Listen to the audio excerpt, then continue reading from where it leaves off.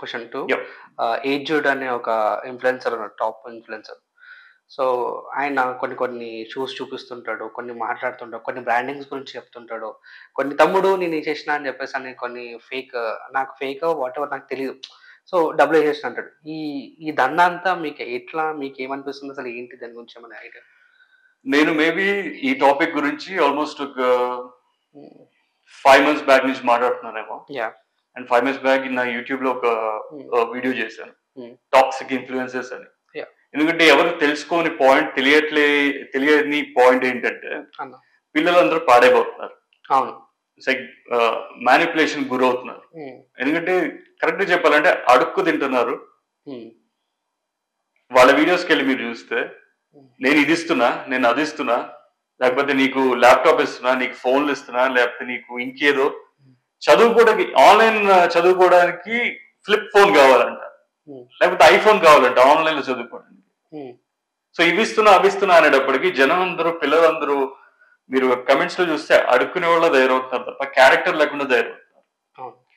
నా ఫైట్ అదే, నేను చెప్పేది అదే అప్పటి నుంచి. అడుక్కునే వాళ్ళు తయారవ్వద్దు, ప్రాపర్ క్యారెక్టర్ ఉండాలి. వాళ్ళు ఎవరో దగ్గరికి వెళ్ళి గివ్ అవేస్ పెట్టి ఇవ్వటం అంటే ఫైన్, నువ్వేదో ఒక హెల్ప్ కోసమో లేకపోతే ఒక ఆనందం, నీకు ఆనందం వాళ్ళకి ఇవ్వాలనిపించింది, లేకపోతే వాళ్ళు అడుగుతారు లేకపోతే అని చెప్పి మీకు ఇవ్వాలనిపించి ఇవ్వటం వేరు. నువ్వు ఇదే కాన్సెప్ట్ మీద నువ్వు టార్గెట్ చేసి పిల్లల్ని నీ వైపు ఫాలోయింగ్ కోసం లేకపోతే ఇంకేదో కోసం నీ డబ్బులు, నీకు వ్యూస్ వస్తే నీకు డబ్బులు వస్తాయి, దానికోసం నువ్వు పెద్ద మ్యానిపులేటర్ లా బిహేవ్ చేస్తే అది కుదరదు. సో నేను అందుకే అతని మీద ఒక అడ్రస్ చేసి మాట్లాడాను, ఒక వీడియో చేశాను. అప్పటి నుంచి అతని మీద కంటిన్యూస్ గా నేను ఇది జనంకి తెలియాలి అతను ఏం చేస్తున్నాడు అన్నది. అంటే ఈ పంపించే గూగుల్ పేలు, ఫోన్ పేలు టు బి ఆనెస్ట్ గా కొన్ని చూస్తే కాండం లేదన్నా కాండంకి నాకు పంపి అని చెప్పేసి అన్నాడు. నాకు చాలా చాలా వరస్ట్ అనిపించింది. ఫస్ట్ ఆఫ్ ఆల్ తమ్ముడు నేను పంపిస్తా, కానీ ఒక కొటేషన్ చెప్పాడు, నువ్వు దానికే వాడతావు దేనికి వాడతావు. అడగడానికి ఆడికి సిగ్గు ఉండాలి ఫస్ట్ ఆఫ్ ఆల్, ఇవ్వడానికి నాకు ఏముండాలో నాకు తెలియదు. సో దీని గురించి నాకు ఈ ఈ గూగుల్ పేల గురించి ఒకసారి చెప్పండి. నా పాయింట్ అదే, మీరు ఒక యాంకర్, ఒక బాధ్యత అయిన పొజిషన్ లో ఉన్నారు నార్మల్ పీపుల్ కన్నా. లేకపోతే ఇంకొక అతను ఉన్నాడు టాప్ ఇన్ఫ్లుయెన్సర్, ఎంత 2.5 million 3 million పీపుల్. అంటే నిన్ను ఒక పొజిషన్ లో పెట్టారు, నీకు ఒక బాధ్యత ఉంది, రైట్? నువ్వు ఆ బాధ్యత మర్చిపోయి నిన్ను ఒక ఐడల్ గా చూస్తారు పిల్లలు. లేకపోతే మా అన్నలా ఉండాలి, నిన్ను అన్న అనుకుంటారు కదా, నువ్వే చెప్తావు తమ్ముడు అంటావు, మీ అన్నని అంటావు. సరే నిన్ను ఐడల్ గా చూస్తారు అన్నని. ఆ ఐడల్ అక్కడ ఉన్నప్పుడు, ఐడల్ ఇలాంటి చెత్త పనులు చేస్తున్నప్పుడు పిల్లలు ఎలా రియాక్ట్ అవుతారు, వాళ్ళు ఎలా తయారవుతారు? వాళ్ళని నువ్వు క్యాష్ చేసుకుంటున్నావు కదా ఇవన్నీ చూపించి. అండ్ వెట్టకారం అయిపోయింది, అది పెద్ద ఫ్యాషన్ అయిపోయింది. నేను మందు కొట్టాలి డబ్బులు, లేకపోతే నేను పిల్ల దగ్గరికి వెళ్ళాలి డబ్బులు ఇవ్వు. అప్పుడు నువ్వేం చెప్పాలి? నువ్వు డబ్బులు వేసి మోటివేషన్లు ఇవ్వటం, సోది స్పీచ్లు ఇవ్వటం కాదు. నీకంత బాధ్యత ఉంటే నువ్వు ముందు బాధ్యత తెలుసుకో. నువ్వు ఆ టాప్ ఇన్ఫ్లుయెన్సర్ లేకపోతే నిన్ను ఆ రేంజ్ లో పెట్టినప్పుడు నువ్వు బాధ్యతగా బిహేవ్ చేయాలి. ఆ బాధ్యత మర్చిపోయి నీ వ్యూస్ కోసం నేను 50,000 వేసా అనగానే అవసరం ఉన్నాడు లేకపోతే ఇంకేదో ఉన్నాడు ఒకడు వస్తాడు, ఇంకొకడు వస్తాడు, 100 మంది అడుగుతారు, నువ్వు మళ్ళీ ఏదో చేస్తావు. నువ్వు కాండోమ్కి ఇచ్చావంటే నువ్వు ఇంకేదో అన్నా, నాకు హెల్ప్ అన్నా, అమ్మకి బాగాలేదన్నా, లేకపోతే నా కాలు ఎరిగిందన్నా, లేకపోతే నాకు ఇంకేదో ఉందన్నా అని చెప్పి ఇంకా వస్తూనే ఉంటారు. అవును. సో దట్స్ వాట్ నేను అదే చెప్పాను. అతని వీడియో చూస్తే మీరు కింద ప్రతి కమెంట్, అన్న నాకు డబ్బులి, అన్న నాకు అది పంపి, క్రికెట్ బ్యాగ్ పంపివ్వు, లేకపోతే నాకు ఫోన్ కొనివ్వు, ఈ సోది ఎక్కువైపోయింది. కష్టపడి పని చేసుకోండి లేదు, ఈ పిల్లలకి ఈ జనరేషన్ కి అసలు అదే లేదు. కష్టపడడం, వెయిట్ చేద్దాం, పేషెన్స్ లేదు, కష్టపడే ఇది లేదు, రెస్పెక్ట్ లేదు, డిసిప్లిన్ లేదు. ఇదంతా జస్ట్ నాట్ ఈ ఇన్ఫ్లుయెన్సెస్ నుంచి కాదు, పేరెంటింగ్ బ్యాడ్. వాళ్ళ పేరెంట్సే సరిగ్గా నేర్పించినప్పుడు, వాళ్ళకి ఇది రా కరెక్ట్, ఇది కరెక్ట్ కాదు అని బుద్ధి నేర్పించినప్పుడు, వీళ్ళది ఎంత తప్పో పిల్లలది ఎంత తప్పో పేరెంట్స్కి అంతకన్నా తప్పు. వాళ్ళ అమ్మ నాన్నది తప్పు, అన్నిటికన్నా ఎక్కువ అమ్మది తప్పు.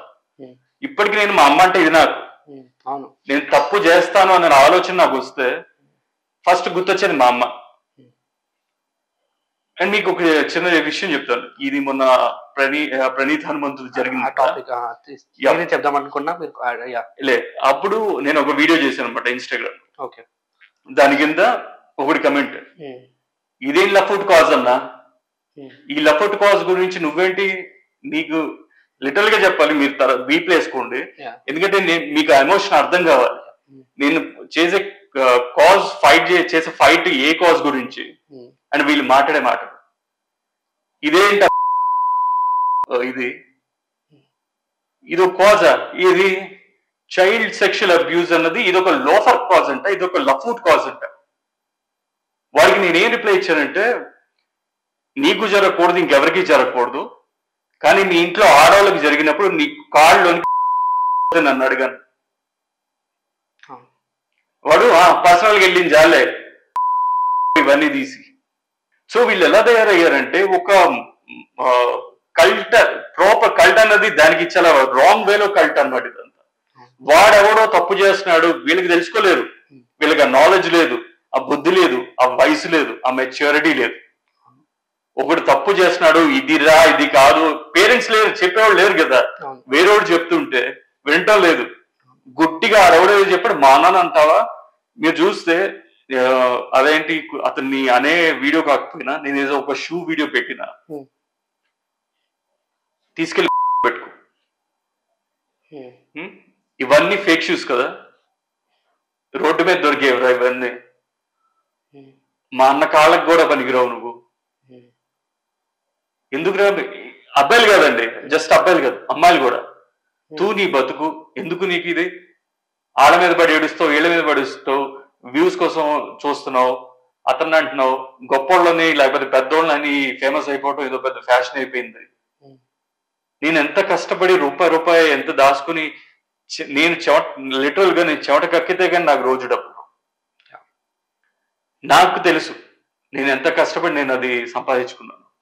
అలాంటి వాళ్ళు అండ్ నేను ఫైట్ చేసే కాజ్ ఏంటి, దానికి నాకు ఇలా వస్తుంటే చాలా బాధేసేది. ఒక్కొక్కసారి స్టార్టింగ్ చాలా బాధేసింది, ఎందుకంటే పర్సనలీ ఐఎమ్ వెరీ సెన్సిటివ్ గా, that's a different story. And ఒకడు నన్ను మాట అనేది పక్క వెళ్ళే ఛాన్సే ఉండదు. బట్ నేను ఇది కాదు కదా, దీనిలో ఉన్నప్పుడు అవన్నీ తీసుకోలేకపోయాను. నా ఫ్రెండ్ చెప్పేవాడు, రే నువ్వు ఇది కాదు, నీ పర్సనల్ పక్కన పెట్టు, నువ్వు వాడు వేరు వీడు వేరు, సోషల్ మీడియాలో అది కాదు, నువ్వు సర్వైవ్ అవ్వలేవు, ఇలా ఉంటే మనసుకి దెబ్బ తగిలి ఇప్పటికీ బాధేస్తుంది, కానీ వదిలే అన్నట్టు అవుతానన్నమాట.